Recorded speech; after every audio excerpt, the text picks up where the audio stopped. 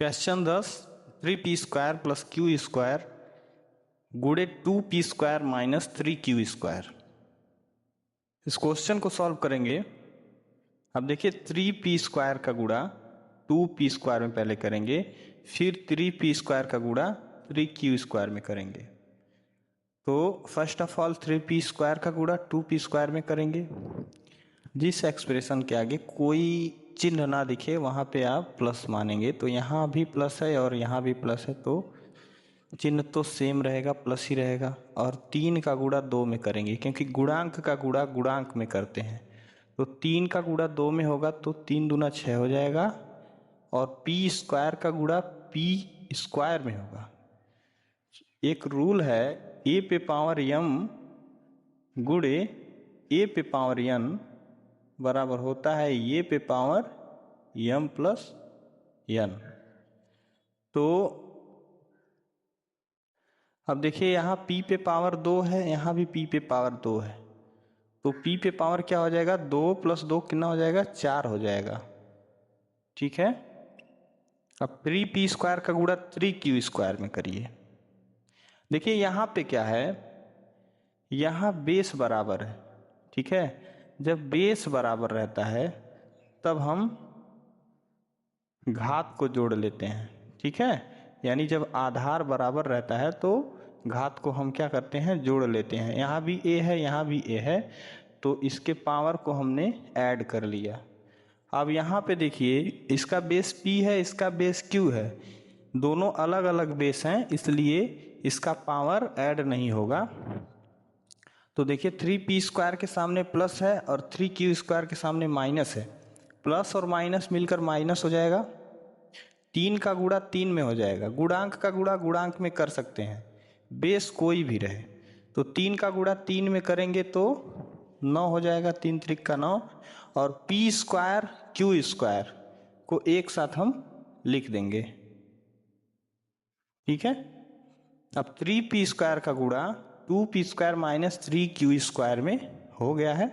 अब plus q² का गुणा हमें बारी बारी से इन दोनों में करना है। सबसे पहले इसमें फिर इसमें। तो q² का गुणा 2p² में होगा।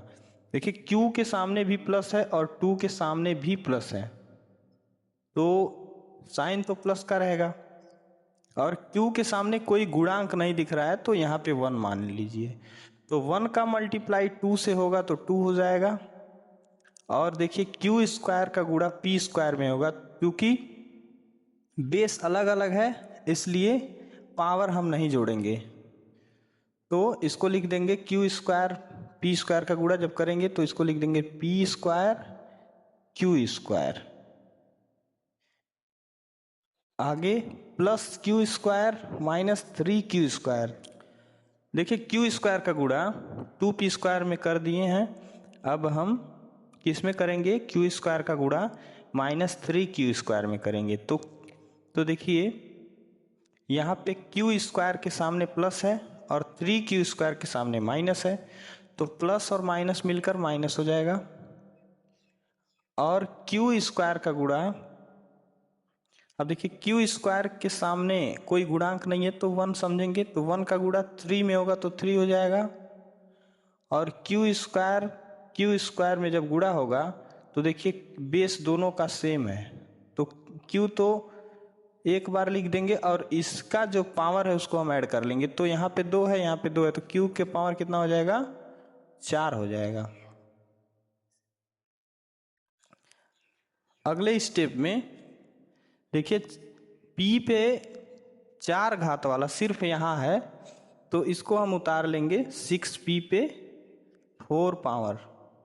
अब देखिए p² q² p² q²। तो देखिए यहाँ पे 9p² q² माइनस का है और यहाँ पे प्लस 2p² q² प्लस का है। तो 9 में से 2 को हम माइनस करेंगे, जो गुणांक होता है उसको हम माइनस करते हैं। ठीक है, तो 9 में से हम 2 को घटाएंगे तो कितना बचेगा, 7 बचेगा। और 7 कैसा बचेगा, माइनस का बचेगा। माइनस का क्यों बचेगा, घटाने के बाद जिसकी वैल्यू बड़ी होती है, यानी 9 P square Q square 2 P square Q square में 9 क्या है, बड़ी है, 2 से क्या है, बड़ा है 9। तो इसलिए घटाने के बाद जो संख्या बड़ी होती है उसके सामने का चिन्ह हम नोट करते हैं। तो गुणांक को हमने घटा लिया, अब पी स्क्वायर क्यू स्क्वायर को एज इट इज हम उतार देंगे, पी स्क्वायर क्यू स्क्वायर। आगे है -3q पे 4 घात, सिर्फ और सिर्फ अकेला यही बचा है ये लास्ट, तो इसे हम ऐसे ही उतार देंगे। यही आपका फाइनल आंसर।